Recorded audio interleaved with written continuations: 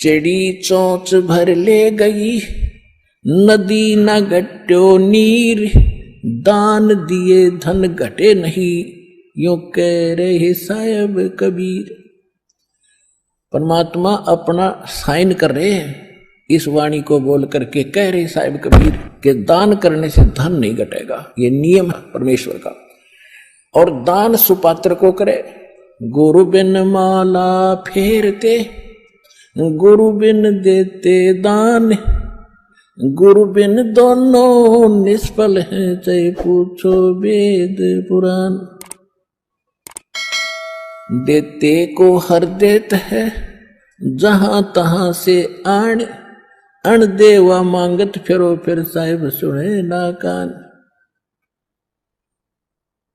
अब परमात्मा ने एक भूमिका करके दिखाई हमारे को कि साईं इतना दीजियो जिसमें कुटुंब समावे, एक धानक, एक जुलाहा, सुबह से लेकर शाम तक एक बारीक बारीक तार इकट्ठे करके धागे और कपड़ा बुनता है। एक दिन में मुश्किल से भी 5 फुट 10 फुट बना पाता है, 5 फुट 4 फुट, और बहुत लंबा सैकड़ों फुट का तार वो थान बनाना पड़ता है। ताना बनाते थे, वो हफ्ते में पूरा होता। उसकी जो मेन ताना मालिक को मिलता, उसमें से अपने परिवार के लिए जो आवश्यक सामग्री थी, खाद्य पदार्थ लाते और शेष बच जाते, उसको सत्संग और भंडारा में लगाया करते थे। इस प्रकार परमात्मा हमें उदाहरण देते हैं कि इस लोक में आप भगवान की भक्ति अवश्य करो, पूर्ण संत से प्राप्त करके, फिर परमात्मा एक्शन में आवेगा। और वैसे आप ये फार्मूले अपनाओगे तो सफल नहीं हो पाओगे, क्योंकि फिर आपके साथ काल रहेगा, ये मन है, और केवल वर्क डन मिलेगा आपको।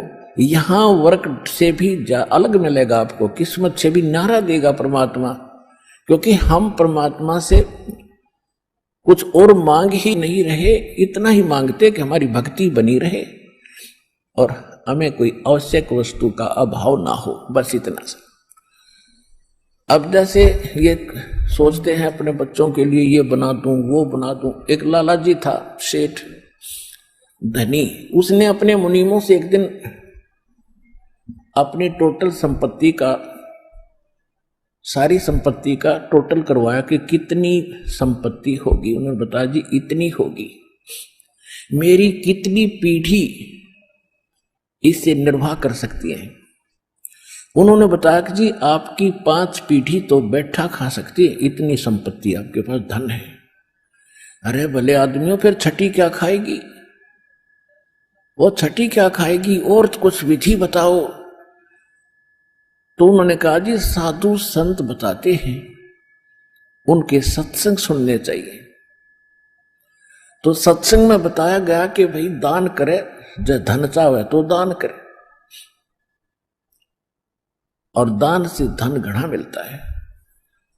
और दान में जैसे साधु संत भक्तों को जो दान कराया जा, वो ज्यादा लाभ देता है। जैसे यहाँ तो सारे साधु संत आते हैं, भगत, असली भगत तो यहाँ आते। फिर भी जो भी जैसा मालिक के नाम पर कहीं के जंगलों में झोपड़ियों में बैठे थे साधु भक्त, तो पिछले संस्कारी होते, पिछले पुण्य उनको प्रेरित करते हैं, तो वो कहीं ना कहीं बैठ कर राम राम करते ही रहते हैं।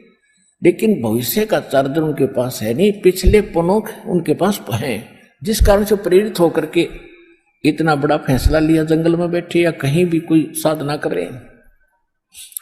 तो उनके पिछले पुण्य ही वहां फल रहे होते हैं। एक आधे को आशीर्वाद दे दे, उन्हें लाभ हो जाए, उसको रोटी मिल जाए, ऐसा चल रहा था इनका काम। तो एक साधु था और पति पत्नी थे, दोनों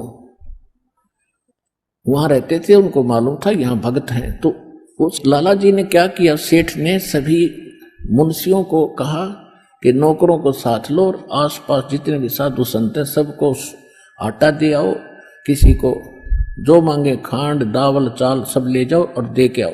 अब देते हुए आ रहे थे, उस भगत के यहाँ आए। उन्होंने कहा कि ले भगत जी, हमारे लाला जी ने आपके लिए एक सीधा भेजा है, यानी आटा चावल खांड नमक आदि दाल आप ले लो। उसने अपनी पत्नी से कहा कि देखना कितना सामान अपने पास है। उसने कहा जी शाम का है, दिन में गई थी, शाम का हमारे पास है। शाम का है? कहा जी। उन्होंने कह दिया भी हम नहीं लेते, हमारे पास शाम का सामान है। तो वो कहने लगे रे भगत फिर कल भी खा लियो। बोला कल की कल देखी जाएगी, अब नहीं ले हम। बोले कमाल की बात है। उन्होंने नहीं लिया तो वापस लेकर आ गए। वो सेठ ने पूछा तुम दे के क्यों नहीं आए? वो एक और वहां भी था, उसने गिन रखे थे, सारे गिनवा रखे थे। उन्होंने कहा जी उन्होंने ये नहीं लिया। क्यों नहीं लिया? उसने ये कहा कि शाम का तो है, सुबह का भगवान और देगा, आप देगा, हम टेंशन नहीं लिया करते। अब उस लाला जी का सिकरो घूमया फिर दिमाग का, अरे तेरा गजब हुई हो, मैं तो छठी पीढ़ी का ठेका ले रहा हूं, सुबह की भी परमात्मा पर छोड़ दी। वहां से चलकर वहां आया, उसने पूछा कि भाई आप ऐसा निर्णय क्यों ले रहे हो, भूखे मरोगे? भूखे? वो कहने लगे भूखे मरा करें वो जो भगवान पर विश्वास नहीं करते। और हमें भगवान आगे से आगे देता उसने, क्योंकि ज्ञान सुन रखा था। लाला जी को बैठा लिया, कहते मां के पेट में जब आप थे किसने चिंता थी तेरी? हाँ यह तो बात सही है। जब आप मां के गर्भ से बाहर आए आपका दांत नहीं थे, आप रोटी चावल आटा नहीं खा सकते थे, और उससे पहले आपकी मां के स्तन में दूध भी नहीं था, हक नहीं था। बाहर आते ही बालक कितना चिंतित है, आप